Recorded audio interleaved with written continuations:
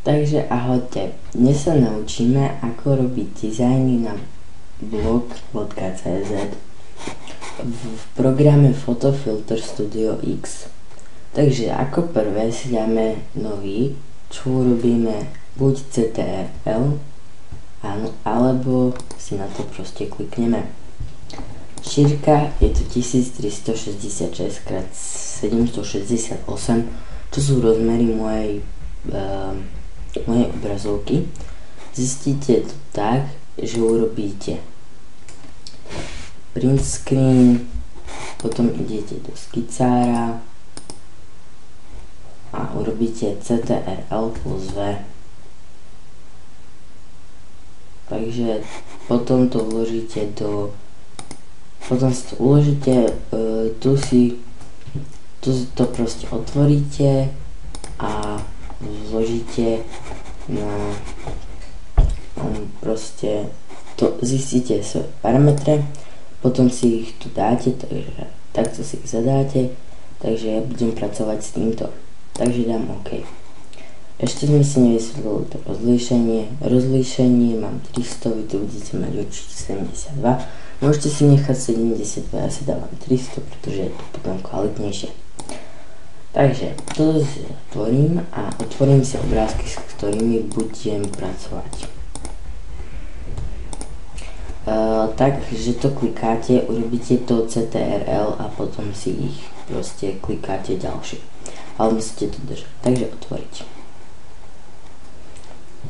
Takže teraz naberieme farby, ktoré chceme.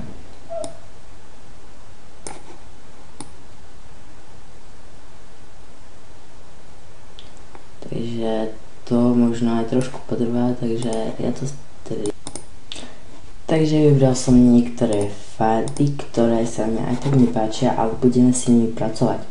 Takže otvoríme si tento súbor, ktorý bol prvý, ktorý sme si v podstate vyrobili ako prvý tým print screenom. Tie rozmery. Takže klikneme N, teda stlačíme N alebo si klikneme na tento nástroj. Podľa toho, ako to chcete mať. Ja si to dám takto. To pozadie bude takéto. A tá stránka bude taká, že dáme zase nový a šírku ja dávam 900. Niektorí blogery dávajú síce 800, ale ja proste zostávam pri 900. Takže dáme OK. Potom si to vymeníme, dáme N-ko, vložíme a teraz si to skopírujeme. To si môžete zmazať.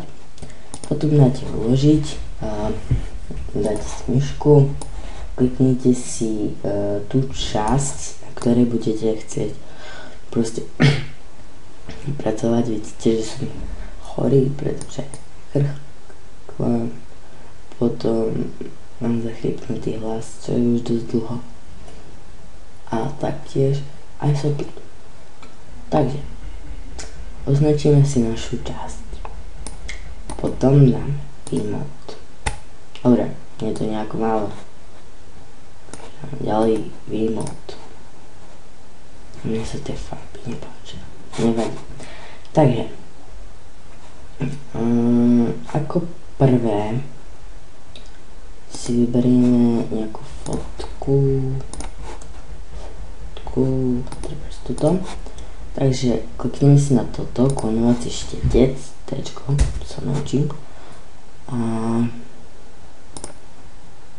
pomer si dáme väčší. 70, prečo sa to nezvyšuje? No, to je až veľa, takže takto si to dám. A veľkosť obrázku. To je veľká. To nám stačí takto, možno aj to bude veľa. Nejako sa nezmenilo. Šírka 350. To si dávate podľa seba, hej, to je už na vás. Potom dáme klonovací štetec, polomer si dáme automaticky menší. To je proste takýto. Stlačíme CTRL a dáme plochu, z ktorej proste chceme začať. Potom potom si ho tu začneme proste vytláčať, alebo ako by som to nazval. Takže áno, jasné, dodrpali sme to. Takže náš obrázok musí byť menší. Takže ukaz obrázku. Predtým to nepoužíval. Nevadí. Takže OK, potom si dáme ten klonovací štítec. L-klik a ideme to načrtnúť. Takže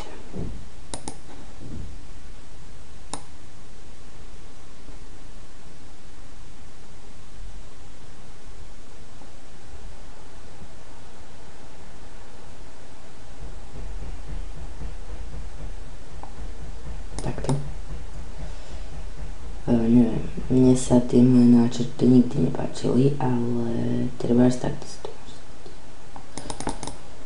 Takto.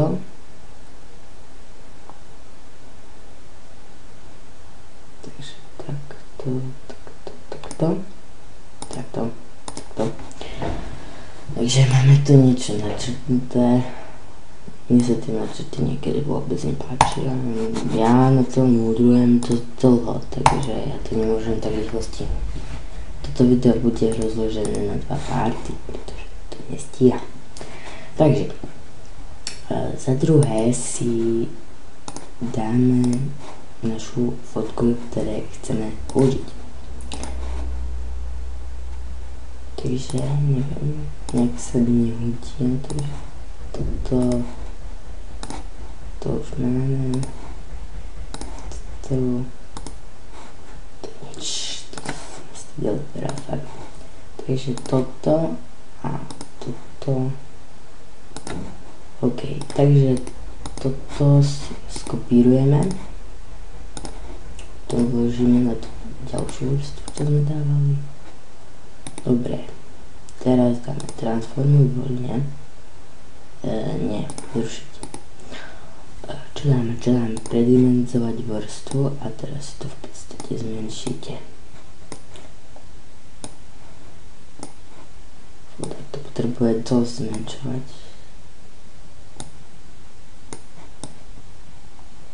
Takže dáte si takto.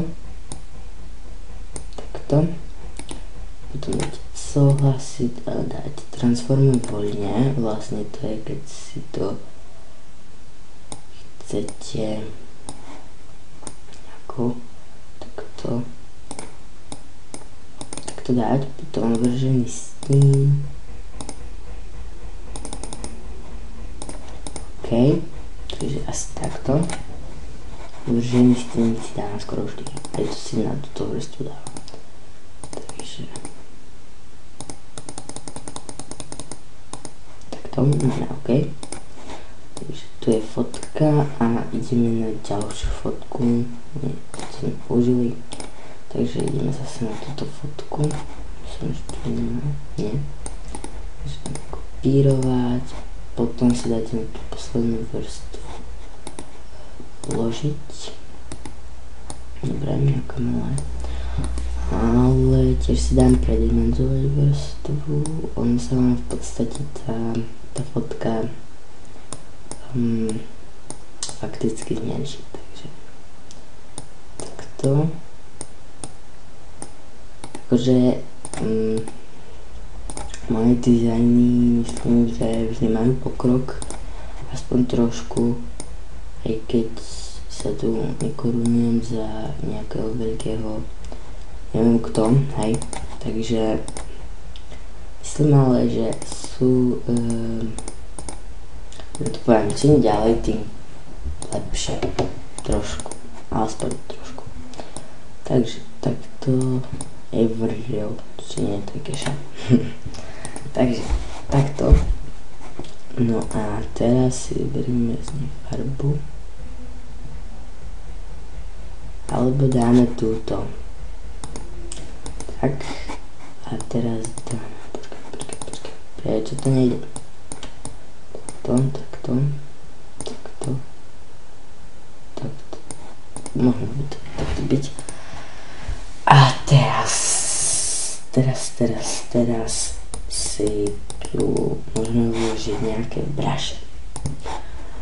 Ako hľadať braše? Takže idete normálne do Google. Takže Google. A teraz idete na obrázky. Ako nahrávame 10 minút. Takže idete a dáte si Bruce Hair. Bruce. A vznikne nám takto milióny nápadov. Takže teda možno nie až toľko miliónov, možno nie miliónov, ale niečo to bude. Takže takto. Takže máme tu rôzne braše, takže vyberte si, ktorý sa vám hodí ku dizajnu. Takže ja už nejaké mám, nebudem to strávať. Takže idem takže tu. A teraz braše. Takže braše, ktorý sa hodil. No, na pozadí možno aj toto. Takže dať kopírovať, upraviť, vložiť inak maska. Zavržený stín dávam opäť, pretože to vyzerá zvrženým stínu tak krajšie a reálnejšie. Takže manuálne nastavenie.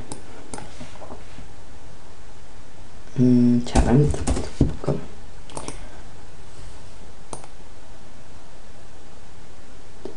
Nejaké prekryté to je.